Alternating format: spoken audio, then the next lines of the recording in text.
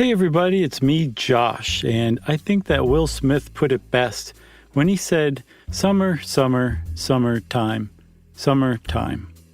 And in that spirit, I've chosen, for this week's Select, a very summary episode indeed, our 2018 comprehensive overview of everything to do with ketchup. I hope you enjoy it, and I sure hope you enjoy your summer time.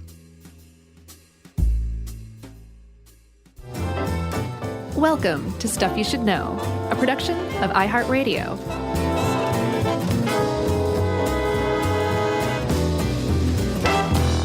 Hey, and welcome to the podcast. I'm Josh Clark. There's Charles W. Chuck Bryant. There's guest producer Noel.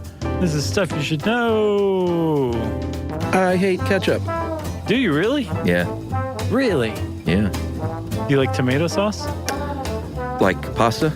Sure. Love it. Do you like tomato soup? Don't love it. I'll choke it down though. So I'm starting to see a spectrum emerge here. Oh yeah. I don't go for raw tomato much. Well, Love cooked pasta sauce. yeah. But I'm a mayonnaise guy at heart. So if we're talking condiments. You know, one thing about the Dorito effect that it kind of ruined me a little bit on food. Like I'll be like, oh, this is a good tomato. And then some part of my brain's like, yeah, well, it's not a 1940s tomato. You don't know what a good tomato is. Oh, what do you mean? Like a Jersey tomato versus just some other stupid tomato? No, supposedly just the agricultural production in the U.S. is so homogenized now that we've lost all these great heirloom varieties of Gotcha. Especially tomato, and the stuff that most people get that are tomatoes are just they're no good compared to how they used to be. Oh, you hit up a farmer's market. Sure. But even still. Grow that junk yourself. Right, there you go. Or build a time machine, take the Wayback Machine and get some tomatoes. We got that at our disposal. What's your problem? I'm just cheap. I don't like to spend it on the gas. The gas. Yeah. Yeah. Well, that's funny, Chuck, that you like mayonnaise, because did you know before this, I should say, that the number one condiment for sales-wise in the United States is mayonnaise? I did not know that, and when I saw that surprised me, A, and it surprised me, B, that it was that much more than ketchup. I figured ketchup would be far and away the winner, because I always feel like the ultimate weirdo for not liking ketchup. So what is it about ketchup you don't like? The taste. Oh, okay. That's a pretty good reason not to like it. I'm not wild about vinegar-based things. Oh, yeah. I do like balsamic vinegar, but a lot of the other vinegars I'm not crazy about. That's one of the reasons I don't like pickled things. Right. But so vinegar-based things, it's really sweet. And I don't love sweet condiments. Mm-hmm. Have you ever had curry ketchup? No, I don't eat ketchup. Oh, I see. And then the when I was a kid, I can't lie, it probably grossed me out a little bit because you caught your mom bathing in it? Yeah, that was it. Oh my God.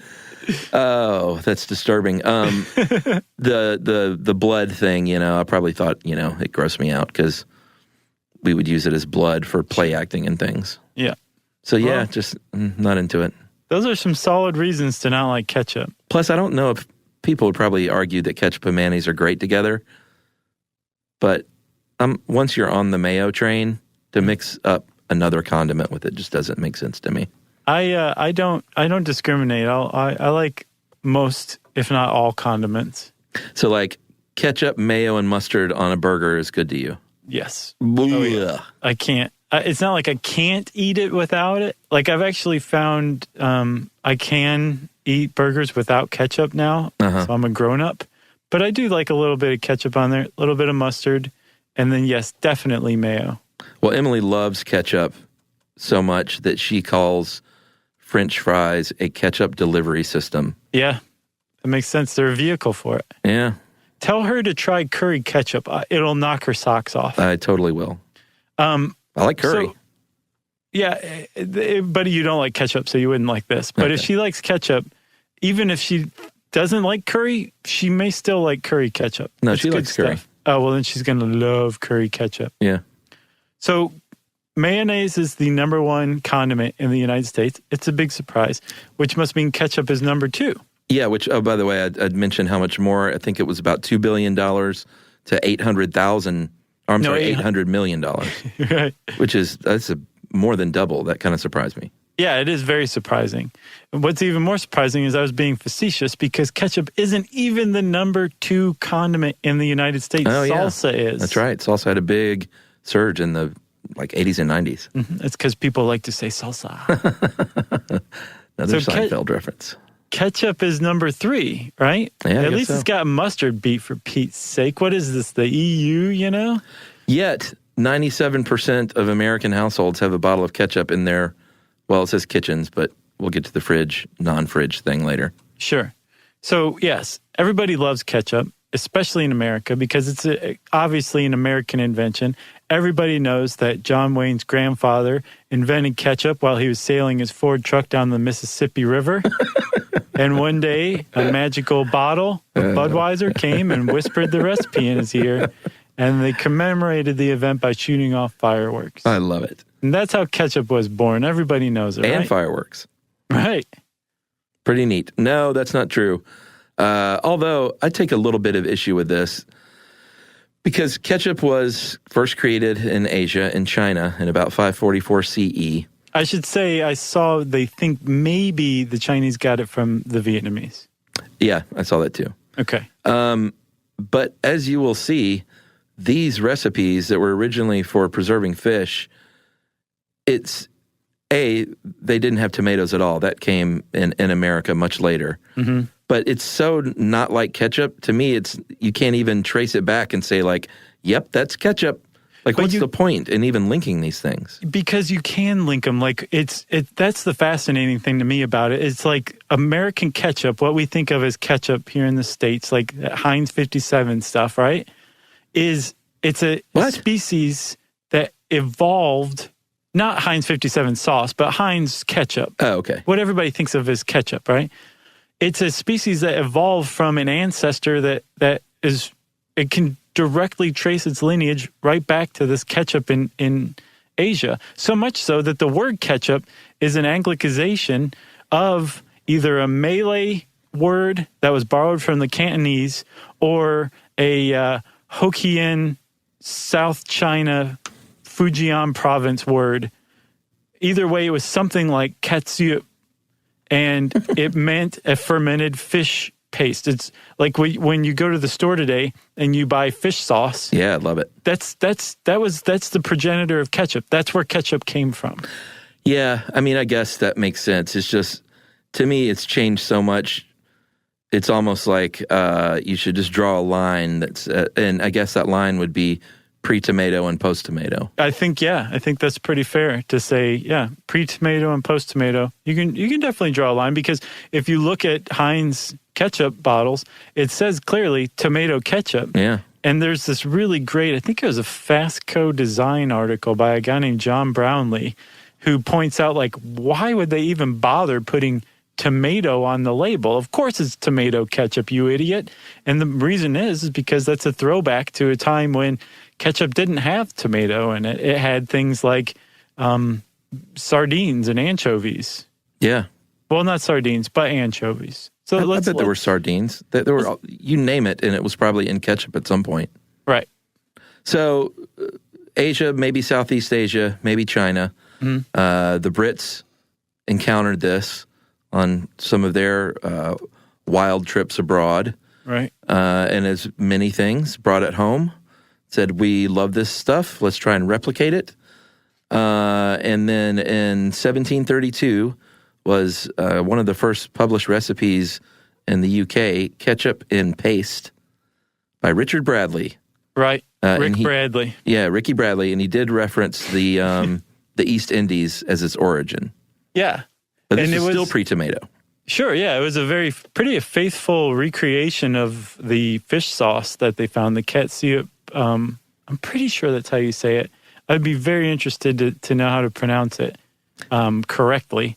But it was a faithful recreation of it, which was basically like preserved fish in a sort of brine with some spices thrown in, maybe a little mace, some salt, some pepper, maybe something like lemon peel, and then that sounds good to me. Yeah. Well, if you like fish sauce, you would love the original ketchup because it's basically the same thing, right? Well, I do like fish sauce, but it's you got to use it liberally, and it's only for certain things. Yeah. You know? Sure. You don't want to just like go throwing fish sauce on everything. I don't know, man. If you love fish sauce, it's like with pungent. ketchup. People will put ketchup on just about anything. Well, we'll get to that. So at first the Brits are like, blimey, this is really good stuff. Boy, that's a good accent. But I'm not that big on anchovies. What else can we replace it with? So they started making their own kind of offshoots of ketchup where they replace the anchovies with other stuff. Yeah, I mean, mushrooms, walnuts, what else? Elderberry? Yeah. Oysters? Yeah, and what they were going for was that umami flavor. They didn't know it at the time because umami wasn't discovered until, the 60s, I think? I think it was the 60s. We did a show on that. Yeah, everybody kind of knew that it was a thing, but no one had actually, sussed it out or named it. But right. That's what they were going for, was that savory, meaty flavor that you would get from something like fermented anchovies, and they were trying to recreate it, and they did. I mean, apparently mushroom ketchup tasted a lot like Worcestershire sauce. Yeah. And then, walnut ketchup. Apparently Jane Austen was a big fan of that. And if you're sitting there thinking of putting this on your hot dog, the hot dogs weren't invented yet. That's not what people were using it for. They were using it as a base for stews. Yeah. Or meat pies, things like that. It was like a sauce. It was a base. It was something that you were taking bland food and making it savory with this bottle of this stuff that was made from fermented something or other. Well, and they would base it on, they would use it we kind of use barbecue sauce. They would baste it on things while they're cooking. Sure. Which I just can't imagine that. Basting tomato base. Well, this is before it was tomato, I guess, but. Right. This is when it was mushroom based. Yeah, but you mentioned umami, and your buddy Malcolm Gladwell wrote an article for The New Yorker and kind of throwing out the question, why are there so many kinds of mustard, yet ketchup is kind of ketchup? And his answer was because it satisfies all the fundamental tastes, all five, right. Sweet, salty, sour, bitter, and umami. Another answer is that there actually are a ton of different kinds of ketchup. Well, yeah. I wasn't going to mention just that. as many as there are mustard, it seems. So America is who first, because tomatoes are native to North America, and this is where people first started using tomato as the base. Yeah, but, Chuck, it took a really long, circuitous route to get to that point. And the reason why is, in America, people were making ketchup, but they were still doing things like using walnuts and using mushrooms and oysters as the base of it, right? Yeah. They still weren't using tomatoes, even though tomatoes were everywhere. And that was because the Europeans and American colonists or European colonists considered tomatoes poisonous. Yeah. So they didn't eat tomatoes. Dummies. I think they used them as ornamental plants or something like that. Oy. Finally, some people started to try them and tried to convince other people. And then they went through a little period where they were considered medicine. And then finally, somebody started adding them to ketchup. And the first tomato ketchup recipe appears in an American cookbook, depending on who you ask, either in 1812 or 1801. Yeah, the 1812 one, that's the one I found was 1812, but it still didn't really take off until post-Civil War. Right. And this is 1871 when a man named Henry Hines, he got together with a doctor, isn't that right? Yes, that guy, Dr. Wiley, I can't remember his first name, but he shows up in our FDA. Does the FDA protect Americans? Remember that guy who put together that group of people who would eat preservatives until they were poisoned to find out whether something was poisonous or not? Yes. That was the guy who set up that squad. Yeah, Dr. Harvey Washington Wiley. Yeah. So his whole deal was, for a while there, ketchup had some really nasty chemicals in it. Mm-hmm. Some of them had, and these were all preservatives, some of it was coal tar that gave it the red color. and then sodium benzoate. Benzoate? Mm-hmm. And that helped to retard spoilage. So it was really nasty stuff. And he kind of first championed that this stuff is harmful to your health. So he got together with Henry J. Heinz, who was producing ketchup in 1876. And they were like, you know what? If you use really good, because at the time the ketchup they were making was from like scraps of tomatoes that were kind of like junk tomatoes. Right. And they said, you know what? If you use good, ripe, red tomatoes as your base, it has a natural preservative in it called pectin. And it really, we got to ramp up the vinegar because that'll help out with the spoilage. And all of a sudden, we don't need to use chemicals anymore. Right, which was a huge breakthrough. And the reason why there are so many preservatives in ketchup was because tomatoes have a pretty short growing season. It's like mid-August to mid-October. And so the only time during the year you could make fresh ketchup was those 2 months. And you couldn't make a year's worth of ketchup. Like by this time, people were buying millions of bottles of ketchup in America alone a year, right? So you couldn't make all that in 2 months. So you had to preserve the pulp. But they took terrible standards and practices to preserving. So when you opened up that tub of pulp, come July, good band name, to make some new ketchup, it was totally spoiled, ridden with bacteria. It was very dangerous stuff to begin with. And that was the basis that they used to start with. Yeah. So it was really bad stuff. And when Heinz created this preservative-free version of ketchup, it was a huge, huge breakthrough. Yeah, and way back in 1890, he even created that iconic octagonal ketchup bottle. Yeah. That you cannot buy in stores anymore, as far as I know, but you can still get in restaurants. You can take them from restaurants. Just leave an extra good tip. All right, so let's take a break here, and we'll get back and talk about this foul condiment right after this.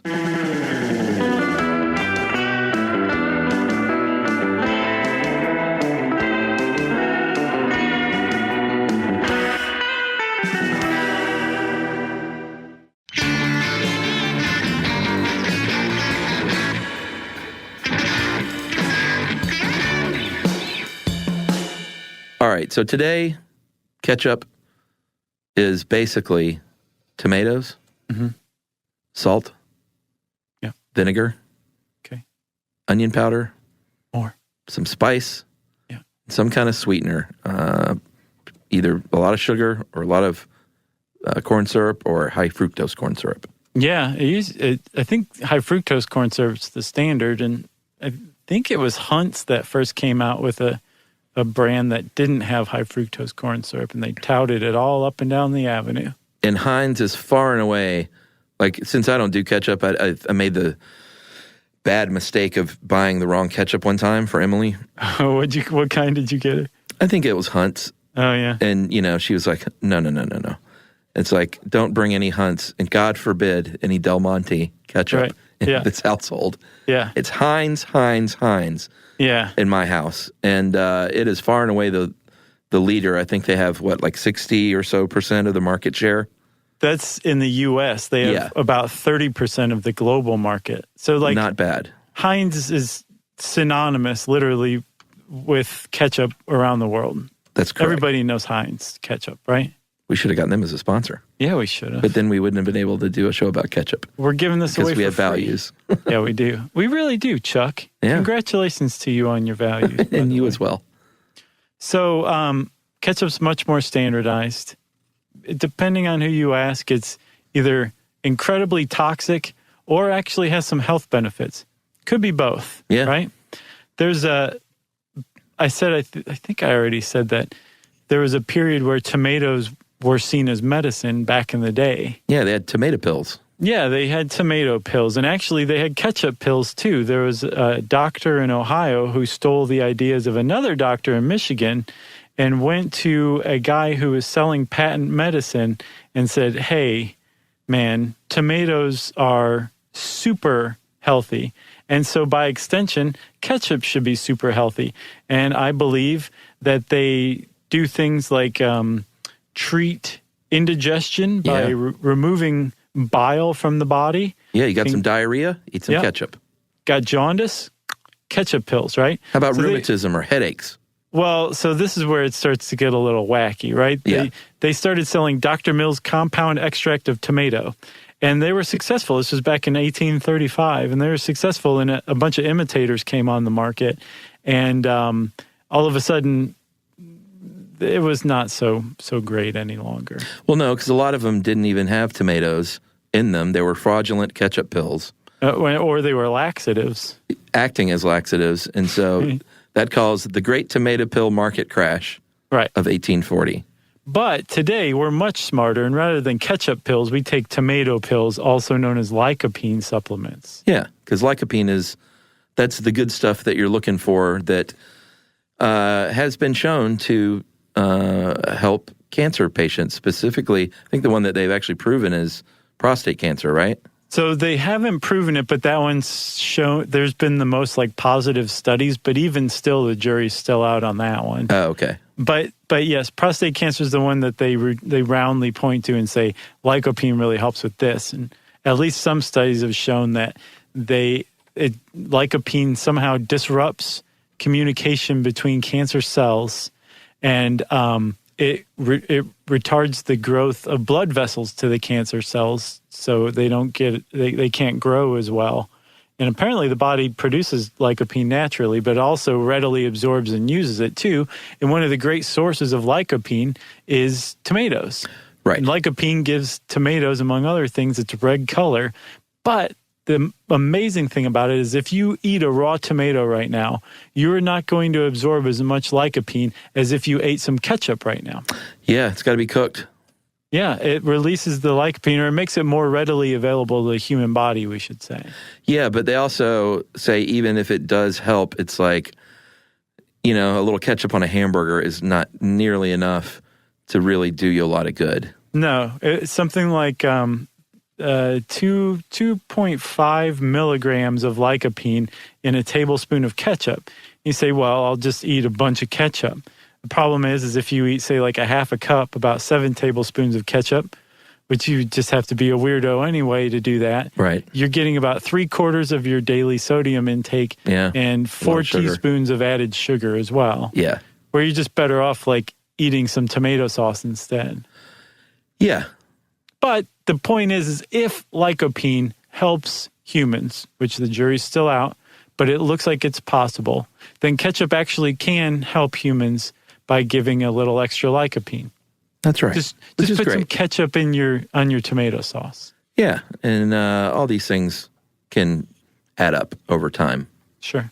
So ketchup was selling well in America post-Civil War. You got the tomato going now. Everyone loves it. But there was a problem early on with ketchup that took a long, long time to fully solve. And I bet you they're still sort of working on it, is that ketchup, anyone who grew up in the 70s and 80s and loved ketchup at a diner would have a hard time getting the ketchup out of that glass bottle. Man, I love and this there stuff. were all kinds of tricks. I remember one of them was that if you tapped on the 57 on the label, was that it? Yep. That it would come out better. Yeah, that's true. Then you had the jackass who would just smash the bottom of it until ketchup would shoot out all across the table. That works, but not well. Or the more sheepish person at the diner might stick a butter knife in there. It'd be like, die, ketchup. And coax it out. And the reason all this is happening is because ketchup, and this is a good little dinner party factoid, is a non-Newtonian fluid. Mm-hmm. So if you ever change your oil or even pour water out of a cup, you will notice that it all pours out at the same rate. It has a single viscosity. It's a Newtonian fluid. Right. Newton's like, those are great. Ketchup, it can start to come out very slowly, and then all of a sudden it starts picking up steam and coming out of that bottle, and that's when you know you're really cooking. That's has different external forces acting upon it to either increase or decrease that viscosity. Right. So it has multiple viscosities, which makes it a non-Newtonian fluid, right? Yep. And when you put force on it, specifically shear force, it changes the viscosity. It actually decreases the viscosity of the ketchup, which increases the flow rate, which means it comes out of the bottle faster. And one of the ways that you can introduce shear force, SHEAR, is to tap on the bottle. Yes. That concussive force looses or changes the viscosity, and the ketchup flows more quickly. So it actually is true. So there was something to that then. Yeah, that tapping on that embossed 57, the one that was like embossed on the bottle. Yeah. That's the perfect spot to tap, because if you hit it with the heel of your palm onto the rear of the bottle, if you hit it, If you spank it on the bottom. If you do that lightly, all you're doing is reducing the viscosity of the ketchup right in the rear. Yeah. But the stuff toward the neck of the bottle that you're trying to get out, it remains highly viscous, right?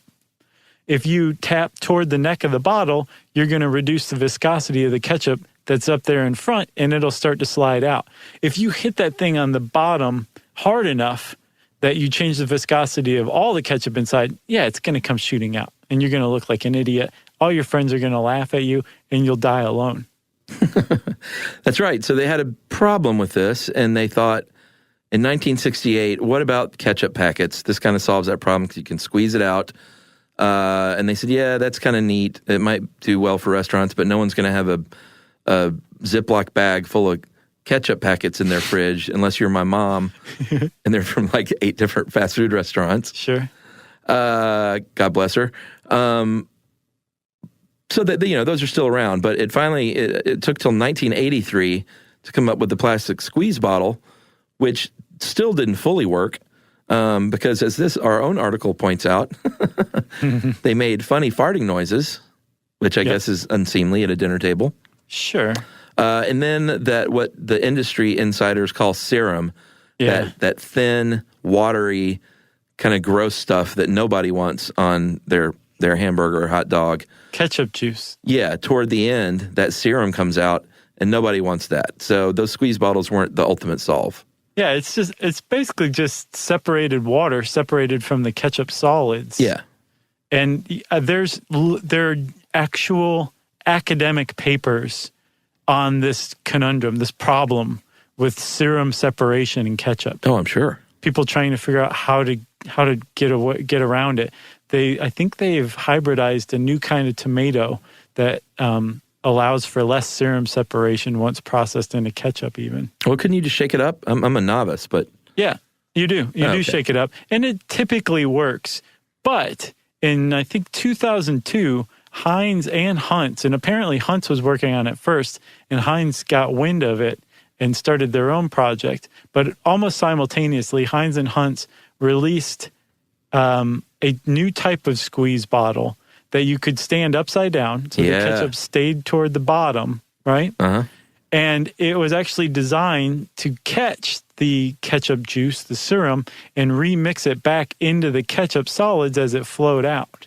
That's right. A dude named Paul Brown is the hero to many because he created the silicone valve, and it wasn't just for ketchup. In fact, I don't even know if it was originally. It was for shampoos, I think, that he was trying to come up with. Well, that makes sense. But he's a hero to ketchup lovers. Yeah. So these liquid valves, they had right angle slits cut into the valve. So when you squeeze the bottle, it flows out nice and neat.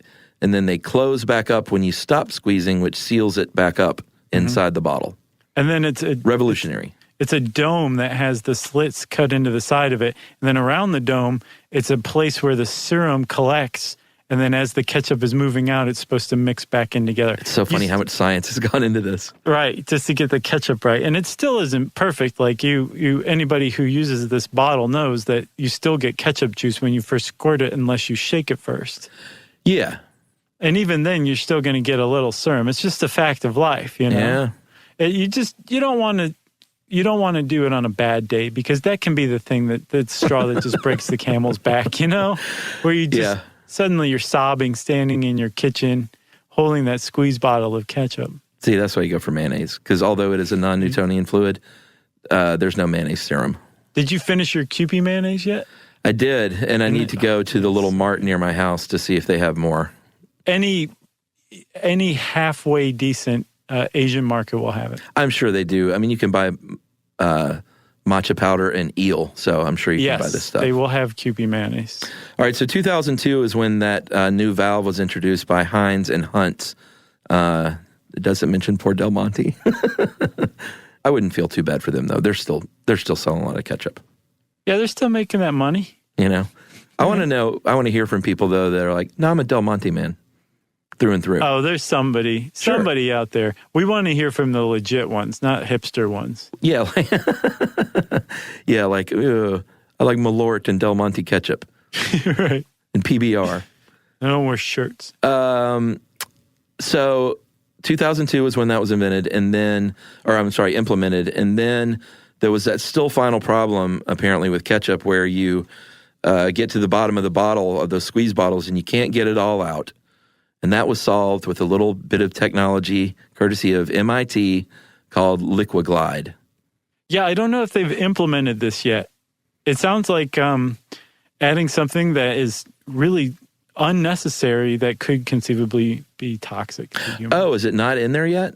I don't believe so. From the How Stuff Works article, it makes it sound like they've invented it and they're planning on it, but they haven't put it in yet. Yeah, so the thing with LiquiGlide, I looked up what that was all about, and I think the deal is it essentially sort of is a coating on the inside of the bottle that makes the inside of the bottle pre-wet in a way. Okay. It's like that slippery. That what was it that Clark Griswold came up with in Christmas Vacation? Oh, it was like a silicone that he ended up putting on the, That's LiquiGlide. Yeah, basically. I thought if there was going to be any vacation reference in this, it would be real tomato ketchup, Eddie. What was that one in?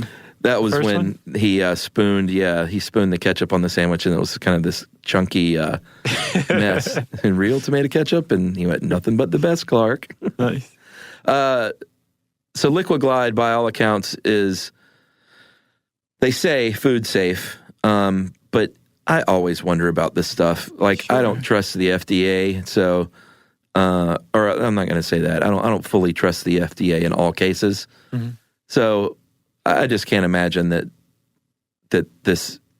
we haven't been poisoning ourselves all along with food containers. You know, don't you wonder, like, if there's going to be that revelation that, like, it's a cookbook moment, or Soylent Green is human, just that moment where we come to realize that this beep, whatever thing it is, this is the thing that's been giving everyone who's ever had cancer since it's been invented. Yeah. Cancer. You know, like, this is the smoking gun. Don't you just think that there's got to be? I assume it's just plastics in general. I think it's a mix of a lot of things of modern manufacturing. So, yeah. And farming and pesticides and, I mean, you name it. So depressing. Should we take a break? Yeah. Maybe we can pull this one back from the brink. All right. We're going to get to ketchup versus catsup, which I know everyone wants to know about.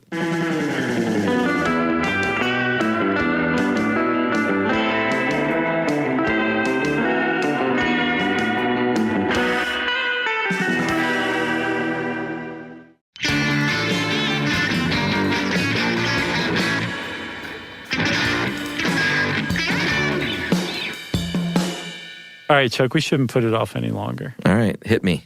So ketchup, Ketchup. Yep. Versus catsup, Catsup. Weird.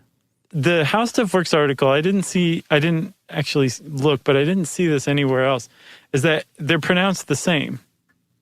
Correct. Have you ever heard that? So you've seen people say ketchup, and you knew that in their mind they saw the word catsup. Yes. All right. I did not realize that. I always you said catsup? Yes, but I always say ketchup. I say catsup like mockingly. Oh, okay. But I that's how I pronounce it, you know? Yeah. But apparently, they're both just bastardizations, Anglicizations of whatever word ketchup originally comes from. Either that Fujian word or the Malaysian word. For again, that anchovy fermented paste. And so I think Heinz used ketchup starting pretty early on, correct? Yes, so that's an interesting story, and you just basically told the whole thing. Oh, was that it? Well, yeah, they came, Heinz, even though they're like the global leader in ketchup, they came to the market pretty late, like 30 years after ketchup was sold and mass produced in the U.S. Yeah. Heinz came along finally, and they wanted to distinguish themselves from their competitors. So they used ketchup, but ketchup wasn't a new word. It was the original word. If you look back at like some of those 18th century recipes, it's ketchup, Ketchup. Right. And then apparently sometime in the 18th century, people started calling it catsup. And so that was the preferred term or spelling. Okay. And then Heinz distinguished themselves and brought ketchup spelling, the popularized spelling with a K back. And because they got market share, that became the norm. Exactly. And then, so it was Del Monte who was the big outlier for years and years and years.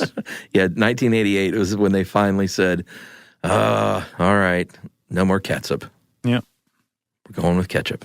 Yep. And they did. They gave in. What about this other thing that I know a lot of people have argued over for generations is fridge or no fridge? So, I mean, it's got a lot of vinegar in it. It's supposedly, as far as Heinz is concerned, they say it's shelf stable, meaning that even after you open it, it's got enough stuff in it that it's going to stay fine. Right. Outside of the fridge, but they still recommend keeping it in the fridge. Yeah, they say, and this is a direct quote from Heinz, whoever the latest Heinz heir is. I think it's John Kerry. Oh, right. Wasn't his wife the Heinz heir? Yeah, Teresa Heinz. Right. Yeah. So John Kerry says, because of its natural acidity, it's shelf stable. However, its stability after opening can be affected by storage conditions. So we recommend, like any processed food, it be refrigerated after opening. So in other words, if you live in Yuma, Arizona, you might not want to keep your ketchup in, and you don't have air conditioning, you might not want to keep your ketchup on the table. But you probably could if you really wanted to. But if you lived in Southern California, where the breeze is always cool and the air is always clean, then yes. then you might want to, you could put it on your table and you'd probably be fine. Yeah, and again, it's got like a number of different preservatives in it. It's got vinegar in it. It has sugar, which is a preservative. It has pectin, naturally found in tomatoes. It's a preservative. It's probably going to be fine, but keep it in the fridge. I mean, why not? Yeah, we don't listen to us. Unless you have if you don't have enough room in your fridge for the bottle of catsup, then you have too much salsa and sriracha. Right. Sriracha. You hipster, you. Yeah. Sriracha is really good, actually. And in fact, might as well get to that. There are sriracha ketchups. They're pretty popular these days because this article says millennials like their spice more than their parents. But depending on where you are in the world, there are all flavors of ketchups and all ways to use ketchup, depending on where you are. Yeah, and I just want to say I love how that was put. Can't you see a hipster's parent coming to them and be like, what do you like more, your spice or me? Yeah. I like my spice more than my parents. Well, that's not what they meant, right? I know. Okay. But let's take a tour around the world. I know what you were leading up to. I just had to double back to that. All right, let's go to jolly old England or maybe Venezuela even. Okay. Because apparently they like sweeter ketchup in those two places. Yeah, and in the Philippines, they like sweet ketchup, but they like sweet ketchup that's made from a banana base rather than a tomato base. But they're not crazy over there, so they dye it red. So it looks like tomato ketchup. Yeah, and we also should say that in England, they might be more apt to reach for the HP sauce before the ketchup, though. Right, the brown sauce, right? Yes, they love that stuff. Yeah, I think that's their number one condiment over there. HP sauce? Uh-huh. Or do they just call it the brown sauce? They call it the brown. The brown? No, wait, that's heroin. Big brown? No?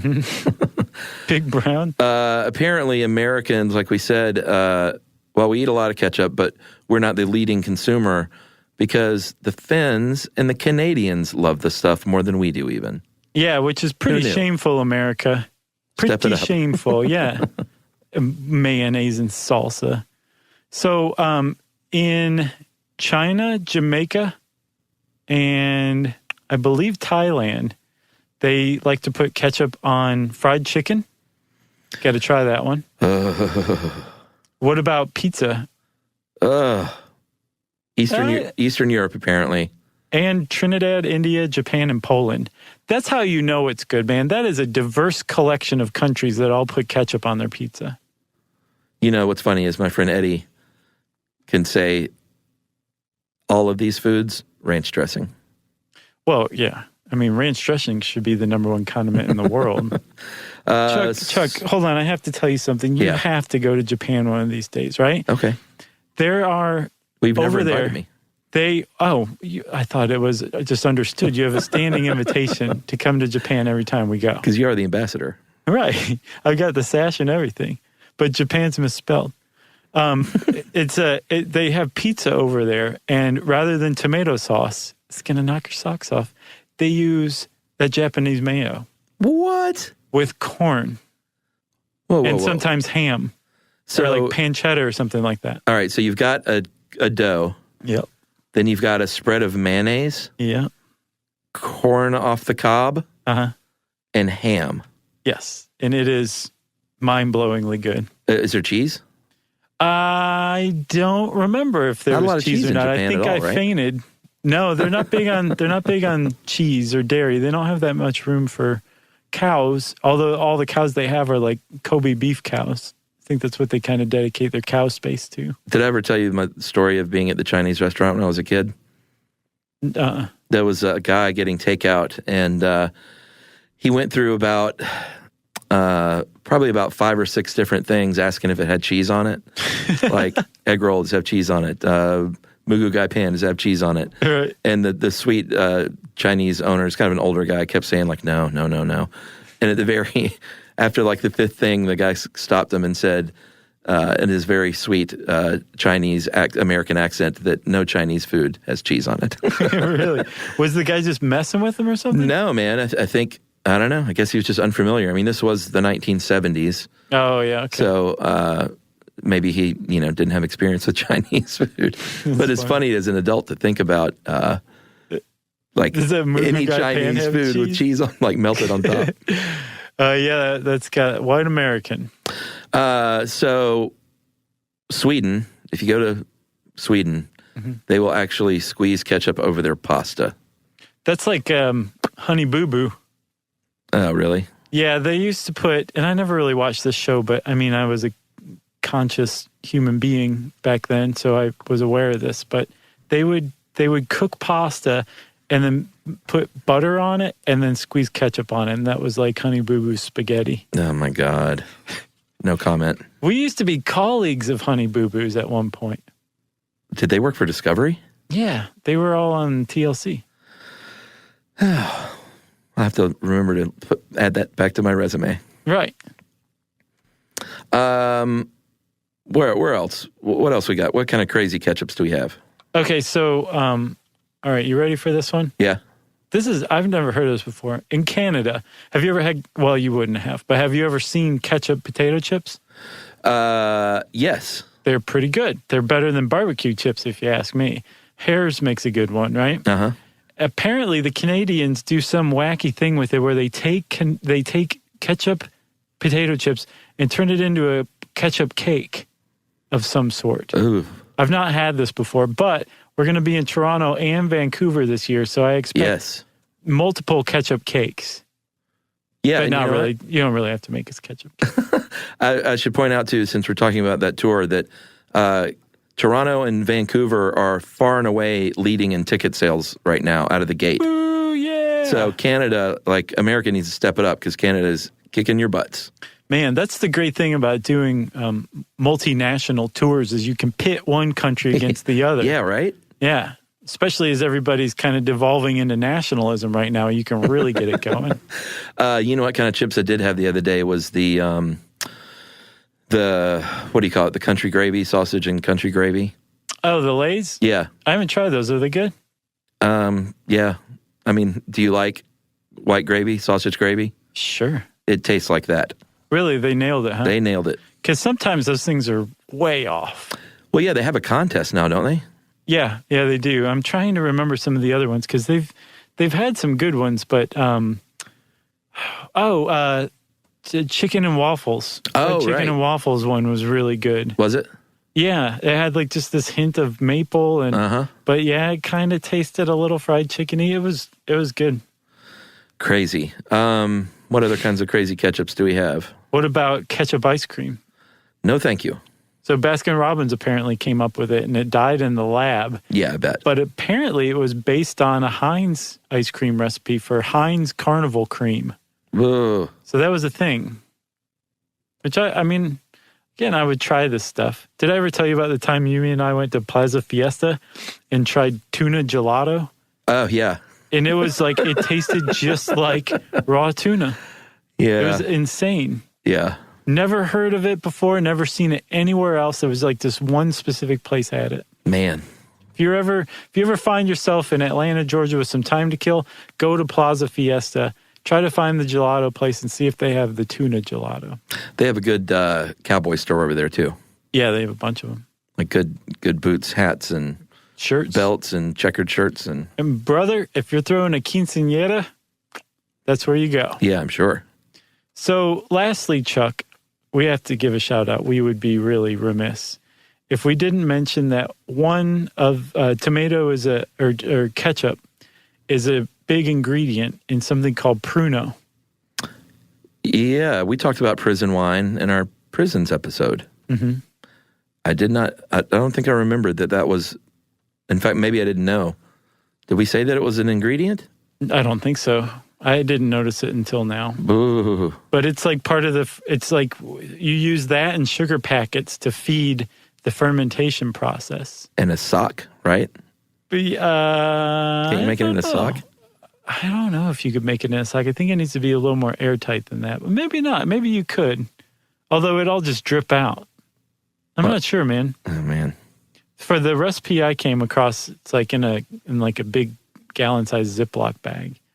But yeah, after like day 2 or 3 of fermentation, you feed it with ketchup packets and sugar. Gross. Yeah, and then you got some Pruno, which you should never try. No. You got anything else? Yeah, we should cover this last thing you sent. Headline, Israel ketchup war forces Heinz to relabel sauce as tomato seasoning. So in Israel, the leading ketchup maker is OSEM, and they have a 66% market share. And in Israel, as in most countries, they have food standards where you can only call something if it has this much of whatever. Yeah, and apparently Israel's standards are much higher than the U.S. or Europe's. Yeah, so you have to have a certain percentage of tomato concentrate to be labeled tomato ketchup in Israel. And so OSEM, even though they have 66% market share, went after Heinz. They said, hey, we did a study with an independent lab that had no skin in the game, leading European external laboratory. Right. And they found out that Heinz did not have the required percentage of tomato concentrate. Right. So they can't even call it ketchup anymore. And I believe it's being enforced over there, right?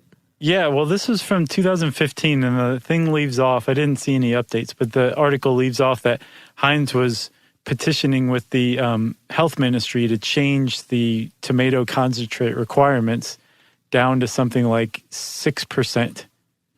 Well, here's the thing is Heinz said their claims have no substance. Well, then why are they lobbying to get the percentage lowered? Right. You know? I think what happened was Heinz was selling the same ketchup that they sell in Europe and America. And this is just speculation on my part, but they were probably selling the same ketchup that they sell elsewhere, but in Israel. But Israel has higher food standards, at least as far as their ketchup goes. Right. And their competitor nailed them on it. That's what I think happened.